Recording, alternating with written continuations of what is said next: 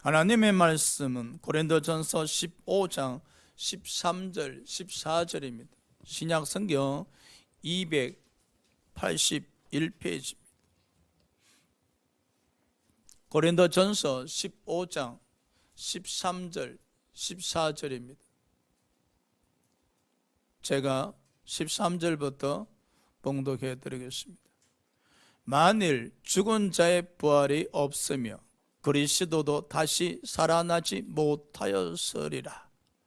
14절, 그리스도께서 만일 다시 살아나지 못하셨으며 우리가 전파하는 것도 헛것이요 또 너희 믿음도 헛것이며. 오늘은 당신에게 부활은 란 제목으로 말씀드리고자 합니다. 예수 그리스도께서 십자가에 못 박혀 돌아가신 지 3일 만에 다시 살아나셨습니다.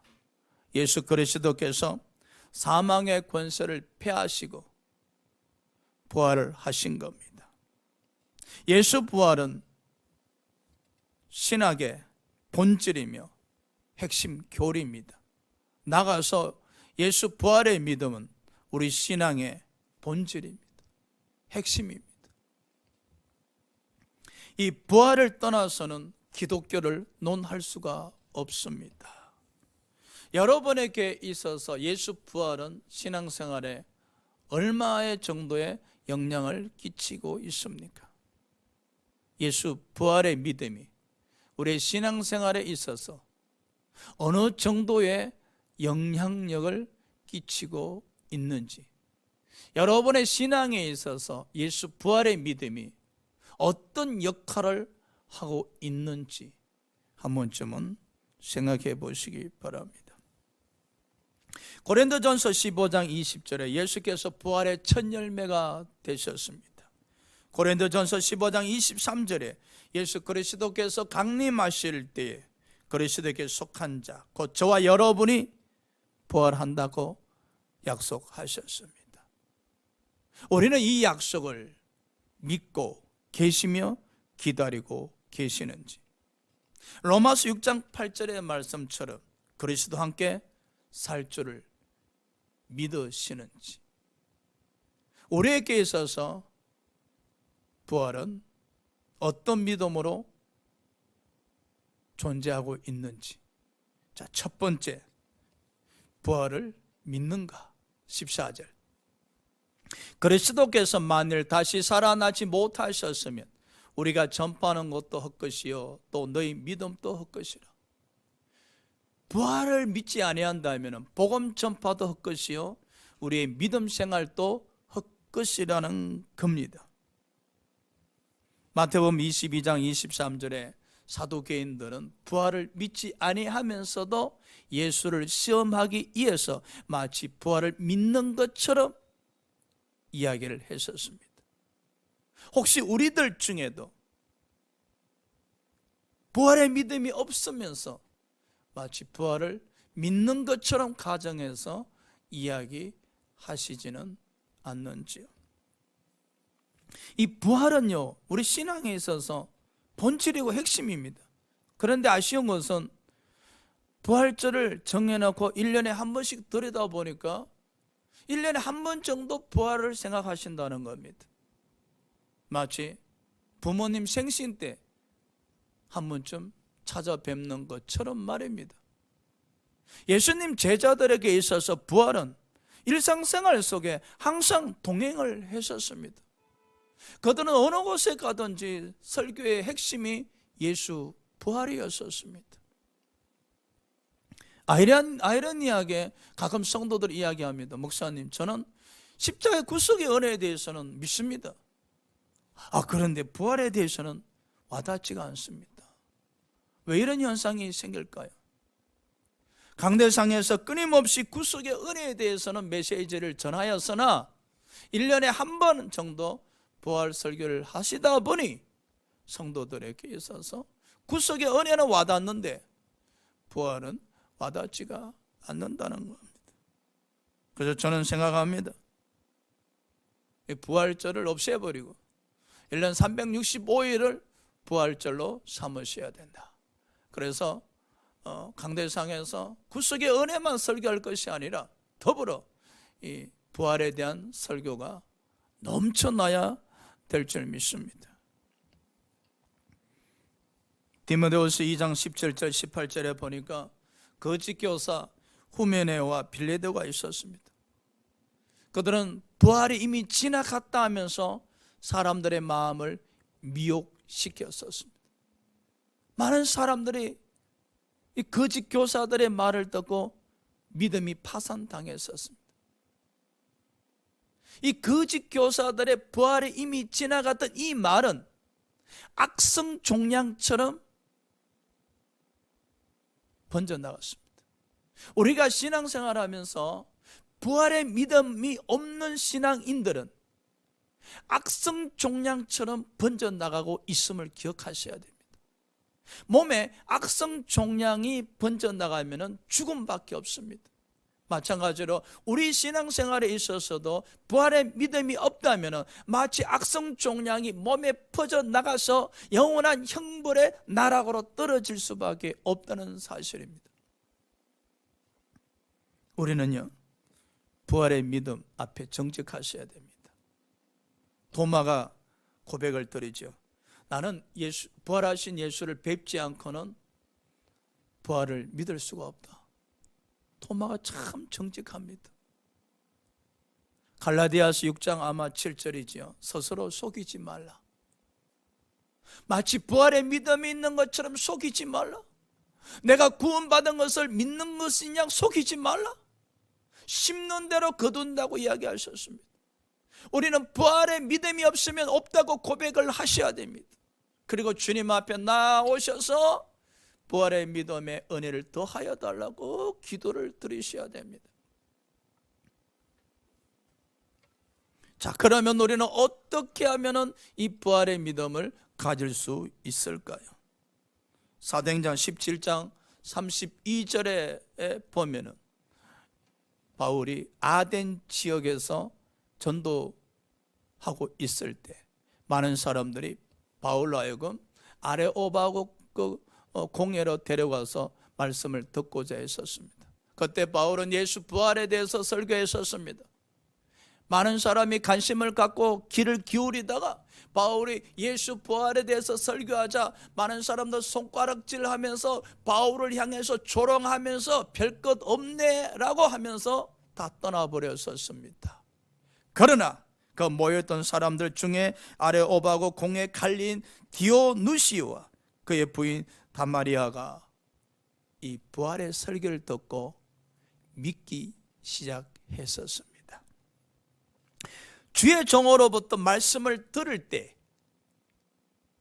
우리가 설교를 들을 때 깨달음을 통해서 이 부활의 믿음을 가질 수가 있다는 사실이죠.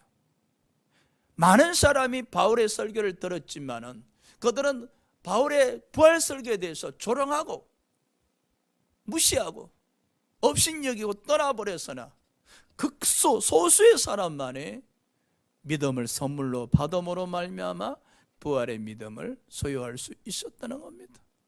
오늘 말씀을 듣는 여러분에게 있어서도 믿음에 있어서 외인 되지 마시고 믿음을 선물로 받는 은혜가 임하시기 바랍니다.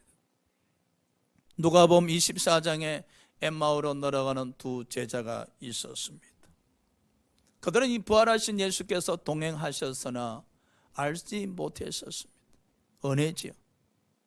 부활을 믿지 아니하는 두 제자에게 부활하신 예수께서 동행을 하셨다는 겁니다.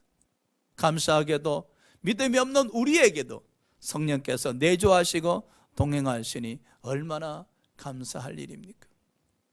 부활하신 예수께서 엠마오로 내려가는 두 제자와 동행하시면서 성경에 기록되어진 예수 그리스도에 관련된 기록되어진 모든 이야기를 풀어가시면서 설명해 주셨습니다. 그러자 두 제자의 마음이 뜨거워지기 시작했습니다. 우리는요, 말씀을 읽습니다. 그냥 인쇄된 말씀을 읽습니다. 10년, 20년 동안 성경을 읽어왔었습니다. 그런데도 왜 마음이 뜨거워지지 아니할까요? 오늘 부활을 믿지 못한 엠마오로 걸어가는 두 제자를 보십시오. 예수 그리스도께서 동행하시면서 성경을 풀어 설명하셨을 때 그들은 마음이 뜨거워졌다라고 이야기하고 있습니다. 그래서 우리는 성령을 인정하고 의지하고 모시고 환영하셔야 됩니다. 우리는 말씀을 들으실 때 성령의 역사하심을 사모하셔야 됩니다. 성령님 이 시간에도 역사해 주셔서 말씀 들을 때 마음이 뜨거워지게 하여 주시옵소서. 우리는 기도할 때도 마음이 뜨거워지셔야 합니다. 찬양 드릴 때도 마음이 뜨거워지셔야 됩니다. 매일 하루에 한 장씩 성경을 읽으실 때도 마음이 뜨거워지셔야 됩니다. 이 말씀 들을 때도 마음이 뜨거워지셔야 됩니다. 엠마오로 걸어가는 두 제자에게 예수께서 성경을 풀어 설명하셨을 때 그들은 마음이 뜨거워지매라고 말씀하셨습니다. 우리는 가끔 마음이 뜨거워질 때가 있습니다. 어떤 말씀을 들을 때 깨달음을 통해서 마음이 뜨거워지기도 하고, 성경을 읽으실 때 어떤 말씀을 통해서 마음이 뜨거워질 때도 있습니다. 그러나 안타까운 것은 그 뜨거워진 마음이 곧 식어버린다는 사실입니다. 성령의 역사하심으로 말미암아 뜨거워진 그 깨달음 곧 식어져 버린다는 겁니다. 우리는 성령님에 의해서 깨달음을 통해서 마음이 뜨거워질 때 그 깨달은 마음을 유지하시기 바랍니다. 지키시기 바랍니다. 그 깨달음 앞에 무릎을 꿇고 순종하시기 바랍니다. 그래야 할 때 우리의 마음은 더욱더 뜨거워질 수 있을 겁니다. 엠마오로 걸어가는 두 제자 보십시오. 마음이 뜨거워지는 순간에 그들의 눈이 밝아졌더라. 에베소서 1장 18절에 마음의 눈이 열린 겁니다. 영안의 눈이 열린 겁니다. 우리가 말씀 되새김하면서 마음이 뜨거워지면서 그 뜨거워지는 마음이 반복되어지는 가운데 눈이 열리셔야 됩니다. 바로 영안의 눈이 열리셔야 됩니다. 마음의 눈이 열리셔야 됩니다. 그래야 할 때 비로소 우리는 부활하신 예수 그리스도를 믿게 되어집니다. 바로 성령님에 의해서 마음이 뜨거워지고 성령님에 의해서 영안이 열릴 때 비로소 부활하신 예수 그리스도를 믿게 되어진다는 사실입니다. 갈라디아서 3장 1절에 갈라디아 지역의 성도들은 성령의 인도함을 받았었을 때 십자가에 못 박히신 예수 그리스도를 바라보았다. 마치 눈앞에 있는 것처럼 바라보았다. 즉 믿었다라고 말씀하셨습니다. 우리가 성령의 인도함을 받아서 마음이 뜨거워지고 영안이 열릴 때 바로 마치 부활하신 예수 그리스도께서 눈앞에 있는 것처럼 믿어지게 되어진다는 사실입니다. 사랑하는 여러분, 부활절이 1년에 한 번 드리는 절기로 끝내지 마시고 이 부활의 믿음이 우리 일상생활을 지배하셔야 됩니다. 이 부활의 믿음이 우리 신앙을 지배하셔야 됩니다.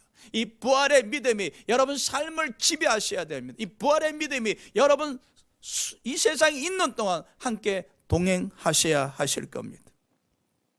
우리가 부활의 믿음을 가질 수 있는 것은 바로 오직 성령의 인도하심 뿐입니다. 성령의 인도하심 가운데 말씀을 들을 때, 성령님의 가르침을 통해서 말씀을 깨달을 때 비로소 우리가 부활의 믿음을 소유할 수 있음을 기억하시기 바랍니다. 오순절 마가다락방에 역사하셨던 그 성령님, 오늘 이 시간에도 사모하시기 바랍니다. 성령의 지배 지시 감동하심을 사모하시기 바랍니다. 성령의 인도하심에서 마음이 뜨거워지고 영안이 열려지기를 소원하시기 바랍니다. 우리는 비로소 부활의 믿음을 가질 수 있을 겁니다. 자, 두 번째, 당신에게 있어서 부활은 소망인가? 욥기서 19장 26절입니다. 내 가죽이 벗김을 당한 뒤에, 바로 죽음이죠. 내 가죽이 벗김을 당한 뒤에, 고린도후서 5장 1절에 내 세상의 장막이 무너질 때, 죽고 난 뒤에 내가 육체 밖에서 하나님을 보리라. 바로 부활의 소망이죠. 욥이 얼마나 고난을 당했습니까? 아마 욥은 고난의 대명사일 겁니다. 사탄의 공격을 받아서 하루아침에 자식 10명이 몰살당합니다. 모든 재물을 강탈당했었습니다. 몸은 악창으로 썩어져 들어가고 있었습니다. 아내는 하나님을 욕하라 하면서 원망하면서 떠나버렸었습니다. 많은 사람들은 등을 돌렸었습니다. 그리고 욥의 친구들은 욥을 향해서 손가락질도 하면서 너가 하나님께 죄를 범했기 때문에 이런 고난을 당하고 징계를 당하는 것이니 회개하라 회개하라 강요합니다. 욥은 고난 속에서 참 외로웠었습니다. 의지할 곳 하나 없었습니다. 위로해 주는 이 하나 없었습니다. 욥은 그때 부활의 소망을 가졌습니다. 내 가죽이 벗김을 당한 뒤에, 내가 이 고난과 고통 속에 죽음을 당한 뒤에 내가 육체 밖에서 하나님을 보리라, 부활하여 하나님을 보리라, 부활의 소망을 가졌다는 것입니다. 우리는 부활에 대해서 믿는다는 소리를 많이 하십니다. 부활의 믿음을 가지고 있다고 이야기들 하십니다. 한 단계 더 나가서 당신들에게 있어서 부활은 소망인가? 고난 속에서도 나를 이루할 수 있는 소망인가? 고난 가운데, 역경 가운데, 핍박 가운데, 어려움 속에서도 나의 친구가 되고 나의 동반자가 되고 나의 이루자가 될 만한 소망인가? 그저 부활을 믿는 것으로 끝나는 것인가? 아니면 부활에 있어서 우리에게 소망인가? 욥은 그 처절한 고난 속에서 그가 바라볼 수 있는 것은 부활 소망밖에 없었다는 겁니다. 사랑하는 여러분, 부활을 믿는 것으로 끝내지 마십시오. 우리 일상생활 속에 이 어두운 세상에, 이 흑암의 세상에 걸어가는 이상 부활이 우리에게 소망이 되셔야 됩니다. 가끔 매스컴에서 이런 이야기를 듣습니다. 내가 절망하고 좌절하고 죽고 싶었지만은 자녀들 때문에 그럴 수 없었다. 그러지요. 내가 죽으면은 저 자녀들 어떻게 살아갈 것인가 걱정이 되어서. 일리 있는 말씀이죠. 우리는 한 단계 더 나가서 내가 죽고 싶고 좌절하고 힘들고 지쳤을 때 여러분을 일으켜 세우는 것이 부활의 믿음 되시기 바랍니다. 부활이 여러분에게 소망에 되셔서 어떤 역경 속에서도 부활을 의지하고 부활의 믿음이 여러분을 일으켜 세우는 능력이 되시기 바랍니다. 그럼요, 예수 그리스도께서 이 부활의 소망을 우리에게 주시기 위해서 십자가의 양손 양발에 대못 박히시고 창에 옆구리 찔리시고 사흘 만에 사망의 권세를 폐하시고 부활하심으로 말미암아 우리에게 영원한 생명을 주신 것입니다. 왜 고난 속에 부활의 믿음이 우리에게 소망이 되겠습니까? 예수 그리스도로 말미암아 영원한 생명을 가질 수 있기에 고난 속에서 부활의 믿음이 우리에게 소망이 되신 겁니다. 그래서 우리가 이 세상 살아가면서 이 부활의 믿음이 여러분에게 위로가 되시기 바랍니다. 부활의 믿음으로 말미암아 여러분이 용기를 얻으시기 바랍니다. 이 부활의 믿음으로 말미암아 승리하시기 바랍니다. 그럼요. 자, 세 번째에 있어서 당신들에게 있어서 부활은 생명보다 귀한 것인가? 히브리서 11장 35절에서 37절입니다.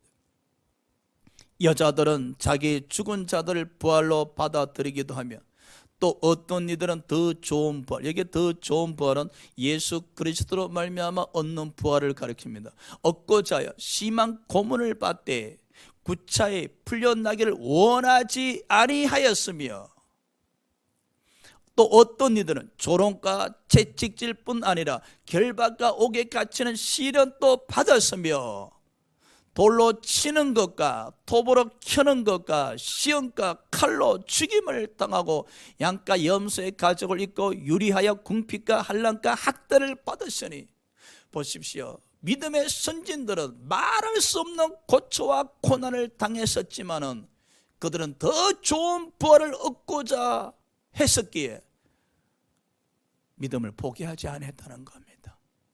구차히 부활을 포기하고 풀려나길 원하지 아니했다는 겁니다. 왜? 믿음의 선진들에게 있어서 부활은 생명보다 더 귀했었기 때문입니다. 여러분, 생명보다. 그들은 말입니다, 부활을 얻기 위해서, 부활의 믿음이 그들에게 있었기에 땅에서 당하는 고난 기꺼이 받아들였다는 겁니다. 얼마나 고통스러웠을까요?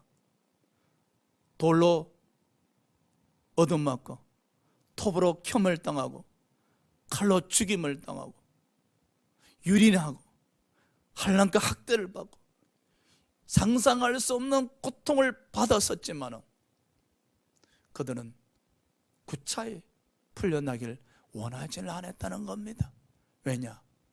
그들에게 예수 그리스도로 말미암아 얻어지는 이 부활은 그들의 생명보다 귀했었다는 겁니다. 우리는 부활을 믿는다고 이야기합니다. 그런데 있어서 우리에게 부활은 어떤 존재인가? 그저 믿는 것인가? 아니면 소망인가? 아니면 그 부활의 믿음이 우리의 생명보다 더 소중함으로 여겨지는가? 로마서 8장 17절에 사도 바울은 이런 고백을 드립니다. 지금 내가 당하고 있는 이 고난은 잠시다. 여러분, 고린도전서 11장에 보면 사도 바울이 당한 고통이 잠시가 아닙니다. 그는 복음을 전하는 가운데 돌에 맞고 배를 타고 가다 배가 파산되어서 물귀신이 되어서 죽을 뻔했고, 강도를 맞고 40에 하나 매를 감은 매를 여러 번 맞았지만 그러나 그는 그 고난을 잠시라고 이야기했었습니다. 왜냐? 이 세상을 끝났을 때 아버지의 나라에 가서 누릴 그 영광을 생각하면 지금 내가 당하고 있는 고난은 아무것도 아니란 겁니다. 어떻게 이런 믿음을 소유할 수 있었을까? 어떻게 그런 이런 부활의 믿음을 바라보면서 이 세상에 주어진 고난을 잠시 주어지는 고난이라 할 수 있을까? 사도 바울에게 있어서 바로 엠마오로 내려가는 두 제자처럼 그는 항상 예수로 말미암아 마음이 뜨거워졌으며 그 영안이 열려져 있었기에 성령과 동행하면서 하늘나라에서 아버지와 영원히 누릴 그 영광을 바라보았다는 사실입니다. 우리는요, 예수로 말미암아 기뻐할 수 있는 사람, 예수로 말미암아 낙을 누릴 수 있는 신앙생활을 하셔야 되거든요. 여러분에게 있어서 부활의 믿음이 여러분을 즐겁게 하십니까? 우리에게 있어서 이 부활의 믿음이 예수 안에서 행복하게 만드십니까? 지금 사도 바울은 보십시오. 부활의 믿음으로 항상 성도들에게 주 안에서 기뻐라 그러지 않습니까? 예수 믿는 사람들은 기뻐하셔야 된다는 겁니다. 손에 금덩어리를 쥐어서 기뻐하는 것이 아니라 내가 예수 안에 머물러 있기 때문에 기뻐해야 된다는 겁니다. 그 이유는 땅에 주어지는 환난은 잠시나 하늘나라에서 주님과 함께 누릴 영광은 영원하다는 것입니다. 어떻게? 영안이 열렸었기에, 그는 영안이 열렸었기에 이 세상에 살면서 아버지 나라를 보고 있었기에 그는 행복했었다는 겁니다. 이것이 바로 구원받은 백성들이 영적으로 누릴 수 있는 복이라고 합니다. 이것이 바로 구원받은 백성이 누릴 수 있는 낙이라고 여깁니다. 전도서 기자가 말씀하셨지 않습니까? 천년을 산들 낙이 없으면 무슨 소용이 있는가?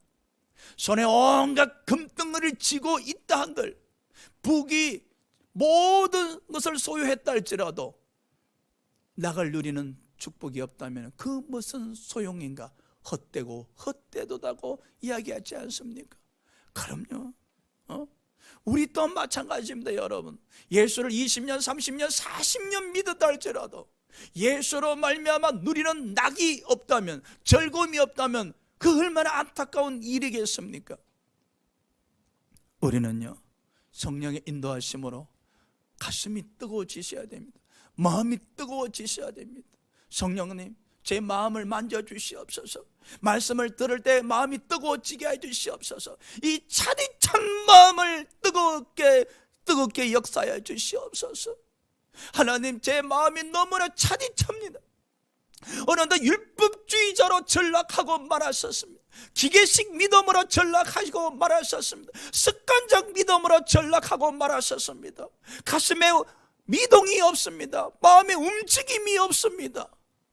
성령이여, 제 마음을 만져주셔서 용왕난처럼 불타오르게 하여 주셔서, 그리고 영안이 열리게 하여 주셔서 하늘나라를 바라보게 하여 주시옵소서. 부활하신 믿음을 소유하게 해 주시옵소서라고 우리는 기도를 하셔야 됩니다.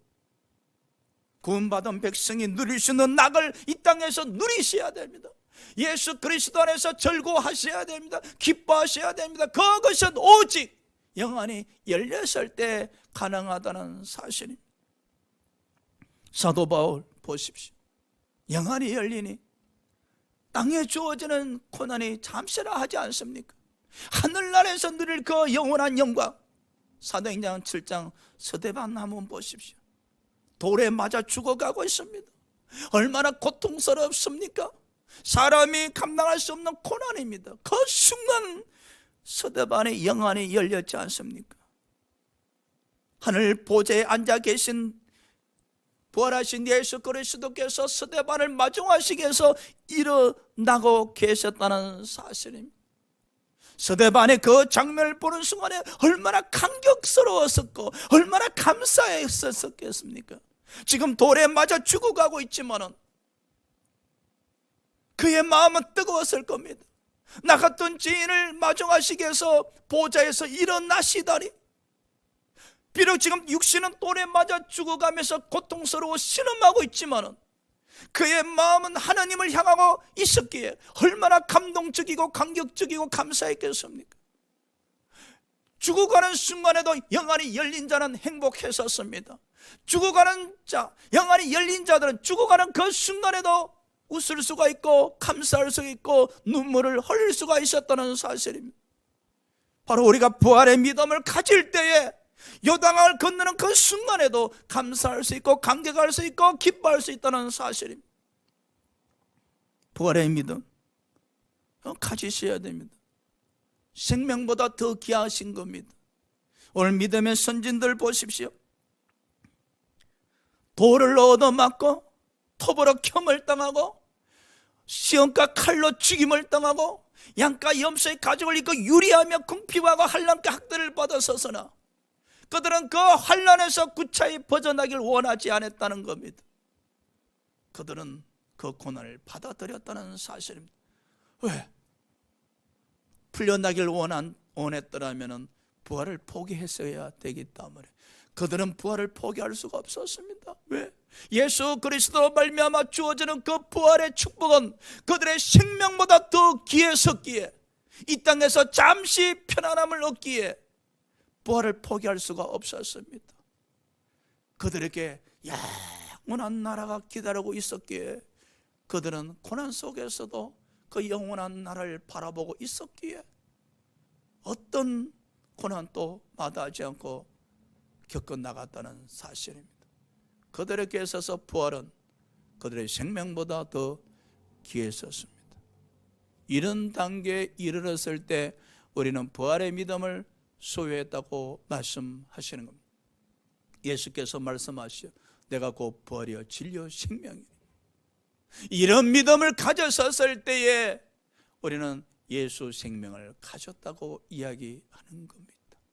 사랑하는 여러분, 당신들에게 있어서 부활은 어떤 영향을 끼치고 있습니까? 그저 믿는다. 부활 믿어요. 죽으면 천당 가요. 그 정도입니까? 아니면 믿는 가운데 고난 속에 소망이 있습니까? 한 단계 더 나가서 생명보다 더 귀하게 여기시기에 이 부활을 포기할 수가 없다. 이 부활은 내 생명보다 소중한 것이, 내가 다 잃어버릴지라도, 다 빼앗길지라도, 고통을 당할지라도 이 부활만큼은 포기할 수 없다는 이 믿음 가지고 계시는지. 오늘 본문 말씀하셨잖아요. 부활이 없다면 우리가 전하는 복음도, 우리가 믿는 이 복음도 헛것이고 우리의 믿음도 헛것이라 하셨습니다. 그러나 우리가 부활의 믿음을 가질 때에 우리의 믿음이 빛이 나는 겁니다. 우리가 전하는 말씀이 하늘나라의 영역을 확정해 나가는 것입니다.